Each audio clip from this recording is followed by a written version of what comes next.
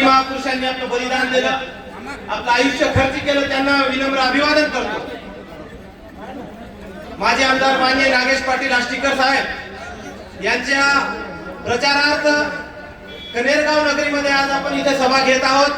या सभेला उपस्थित आपल्या तालुक्याचे माजी आमदार भाऊरावजी पाटील गोलेगावकर साहेब, मंचावर उपस्थित सर्व मान्यवर आणि आपण उपस्थित सर्व मित्रांनो, गेल्या 10 वर्षामध्ये जी लोक आपल्याला वेगवेगळी गाजरं दाखवून, फुलचापा देऊन, खोटं बोलून, रेटून बोलून सत्तेमध्ये आली, 2 कोटी रोजगार दरवर्षी देतो म्हणून आपल्याला खोटं बोलले. दरवर्षी जर 2 कोटी रोजगार दिले असते तर 10 वर्षामध्ये 20 कोटी रोजगार निर्माण झाले असते. मित्रांनो, जी लोक पेट्रोल 60 रुपये 70 रुपये लिटर असताना रस्त्यावरून आंदोलन करायची, गोमा मारायचे, ती लोक आज 110 120 रुपये पेट्रोल असताना मुख घेऊन गप्प आहेत. आपल्या खात्यावर 15 लाख रुपये येणार होते, शेतकऱ्यांची कर्जमाफी होणार होती, आपल्या पिकांना तर नाही झालं. महागाई नियंत्रणात आली नाही, काळा धन देशामध्ये वापस आला नाही, तरुणांना रोजगार मिळाला नाही. 10 वर्ष अगोदर पेट्रोलचे भाव 60 रुपये 50 रुपये असताना आपल्या सोयाबीनचे, तूर, उडीद, मुगाचे भाव हे 4000 5000 होते. 10 वर्षानंतर सुद्धा आज भाव तितकेच आहे. पण महागाई कुठे आहे?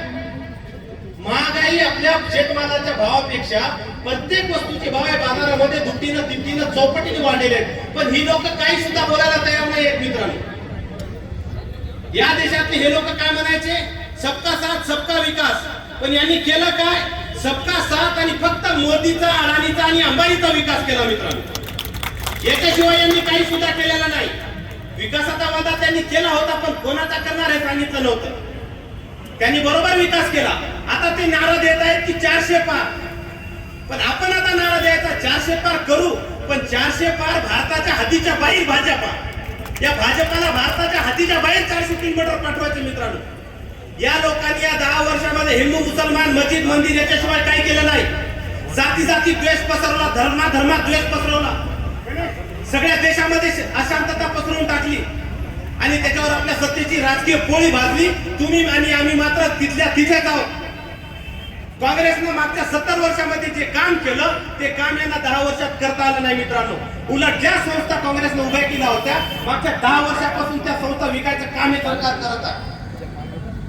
हे पापी सरकार आहे. मित्रांनो, आपल्या हक्काचे पीक विम्याचे 250 कोटी रुपये वापस गेले. तुम्ही सगळे साक्षीदार आहात याचे. आपल्या जिल्ह्याच्या आमदारांनी दिल्लीतून एक मिळाला म्हणून पण पीक विमा मिळाला का? नाही मिळाला. मित्रांनो, 2-2 हजार रुपये आपल्या खात्यावर टाकतात. आपणही रागा लावून ते 2-2 हजार रुपये घ्यायलो, गावात मेसेज मिरवून दाखवायलो आपण, आणि आपल्या हक्काचे 50-50 60-60 हजार दरवर्षी खायला त्याचा हिशोब कोण घेणार? बँका आपल्या कर्ज द्यायला तयार नाही आहेत. बँकेमध्ये जातो तो बँकेचा साहेब असा आपल्यासोबत वागतो जसा त्याच्या सासऱ्याचे घरचे पैसे आतून वाटायला.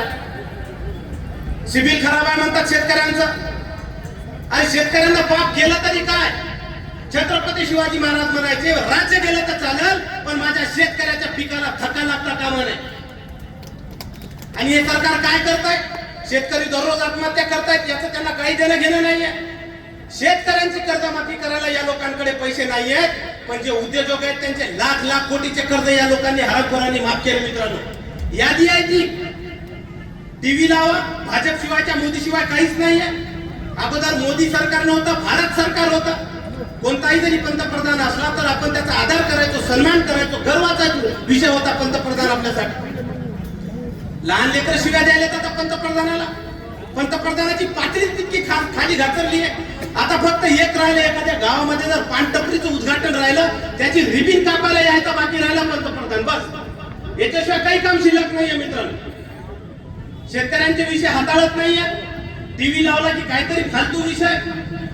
ते सुशांत सिंग राजपूत मागे मरण पावला तर 3 महिना ते सुशांत सिंग राजपूतच चालवला. मागे ती श्रीदेवी मरण पावली तर ती 2 महिने श्रीदेवीच चालवली.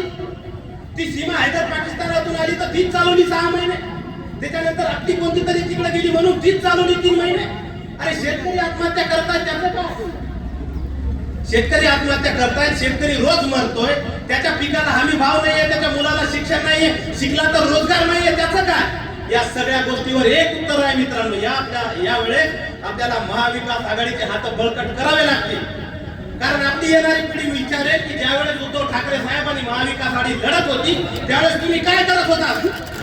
हा महाविकास आघाडीने उमेदवार दिलेला आहे, उद्धव साहेबांचा आणि महाविकास आघाडीचा उमेदवार आहे. भाजपासोबत सगळे लोक तूर गिळून मुख गिळून गप्प बसले, शेपटी घातल्यात त्यांनी. पण उद्धव साहेब एकटे लढत आहेत. 2.5 वर्षाचा मुख्यमंत्र्याचा कार्यकाळ आठवा तुम्ही. कोरोनामध्ये कितीतरी लोक मरण पावत होती, त्यावेळेस उद्धव साहेबांनी या महाराष्ट्राला कुटुंब प्रमुखासारखं सांभाळलं, हे विसरू नका. आणि यासाठी या माणसाचे हात आपल्याला बळकट करायचे, यांच्या पाठीमागे खंबीरपणे उभे राहायचे. 26 तारखेला आपल्या 10 वर्षावर जे आपल्यावर अन्याय अत्याचार झालाय त्याचा जाब विचारायची वेळ आलेली आहे. 26 तारखेला नागेश पाटील आष्टीकर यांच्या मशाल या निशाणी समोरील बटन दाबून त्याला जास्तीत जास्त मतांनी विजयी करा, एवढं आवाहन करतो आणि माझ्या लांबलेल्या शब्दांना विराम देतो. धन्यवाद. जय हिंद, जय महाराष्ट्र.